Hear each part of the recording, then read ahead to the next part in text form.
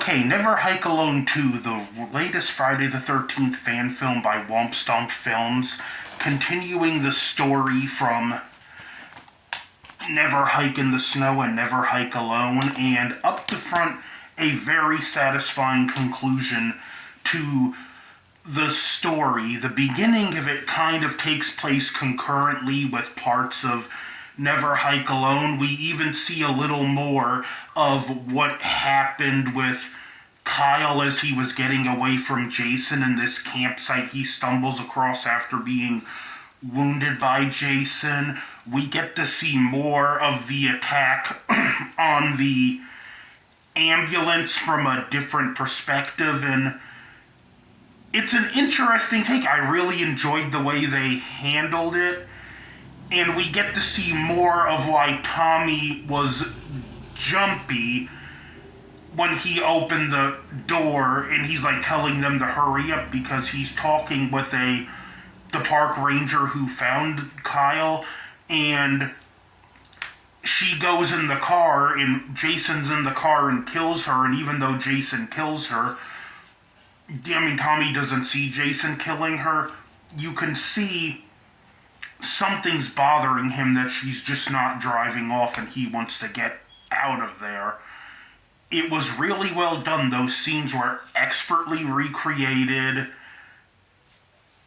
And it was actually interesting to see things from the perspective of a character who's not delirious from fear and having hallucinations, because to an extent you can almost argue that last few minutes of the film, even though it happened, we're seeing it from the perspective of someone who's delirious from fear and having hallucinations. So you kind of have this unreliable narration where with Tommy, even though it falls into place, like you see the more unfiltered, this is what's really happening, which I thought was a nice touch.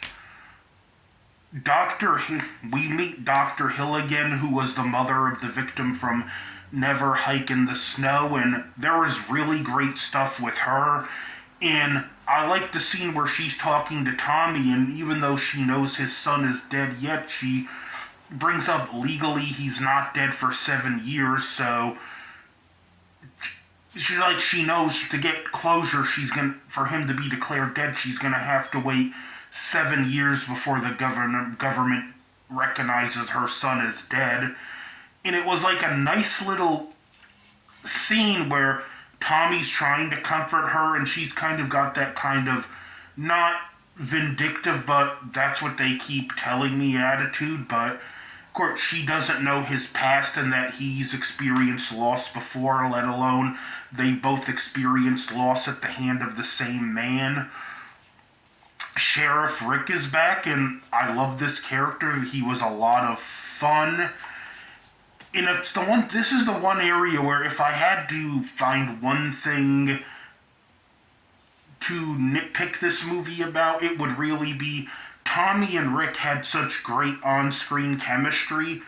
I wish there was more of them together, but what we got was great. And at the end of the day, sometimes it's better to wish you had more than not enough. This is a very character-driven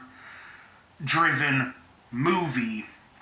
We even get to see the paramedics that were in the ambulance with Tommy. We get to see we get to see a little bit more about them, because this film does partially run concurrently with Never Hike Alone, which was really, I didn't follow much about what they were releasing about this film because I wanted to go in blind, but that was a nice touch. And we see Rick, he's looking into Tommy. He's actually having nightmares of his own of Tommy killing him, so he's afraid Tommy's gonna snap one day, or actually has snapped. And while all this is going on, as they get the ambulance with Kyle in it, Jason is making his way to the hospital, and talk about shades of Halloween 2. if you love Halloween 2, I'm going to go on record and say you're going to love this. It's because part of it is the hospital setting, and we have a very smart, very tactical Jason in this because he just doesn't break into the hospital and go on a killing spree.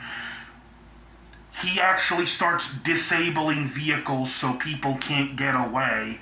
Why this is going on, Rick's going to arrest Tommy because he thinks Tommy killed Jason's victims. And this is when Jason finally makes his attack on the hospital and Rick's confronted with, he is real. And it was very well done. I like the... And it says a lot about the character of Rick and helps with his likability when he actually apologizes to Tommy. This was just a man who differed from Tommy and was doing what he felt was right, and he ultimately makes the sacrifice play so the rest of them can get away because Tommy believes if they can destroy the mother's head, they can kill Jason. And Rick, he really went out like an absolute champion, which all leads to the third act in the back at Camp Crystal Lake, and this was just awesome. The confrontation with Tommy and Jason was phenomenal. It was great to see these two characters square off again. I don't know what more I could say. That was just great to see Kyle actually fight back too. Him and Tommy kind of save each other. We have Dr. Hill who saves Tommy after... There were a couple points where I thought Tommy was going to get it, and this was one of them. Jason shoots him with 2 arrows, one in the shoulder, one in the gut, and it's one thing I like from this take on Jason, as we've seen in Never Hike in the Snow. He'll shoot you with an arrow, but he's not going to shoot to kill because he's going to get up close and kill you. Which just makes him more menacing, more terrifying. Just real... This was a extremely imposing Jason. I'm not going to say what happens with how they defeat Jason, but there were times I thought each one of these 3 were going to get it. It made me scared for them, and even though I like Rick's sacrifice, I kind of wish he had at least made it to the camp. It would have been nice to see the 4 of them working together, but again, Rick had a great send-off, and I even like that Tommy tried to reason with him, no, you don't know who you're messing with. So it was nice to see those characters bury the hatchet without so many words and put their differences to the side. The ending is... It's an extremely satisfying end to this story, and it just leaves the door cracked open that there could be more. The door's not wide open, obvious, we're not done yet, but it's just cracked open enough that if they want to come back one day and tell more stories here, they have just enough room to do so. Which I like, because I do like when horror has the ending that everything's okay, but it just questions, is it really okay? We get a nice cameo by another Friday the 13th alumni. You're going to have to see the film to know who.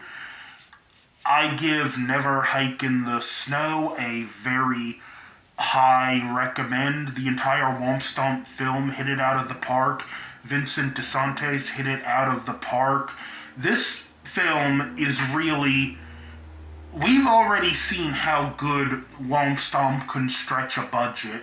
This film, the production quality, it was truly like Hollywood studio quality. Everything was top notch.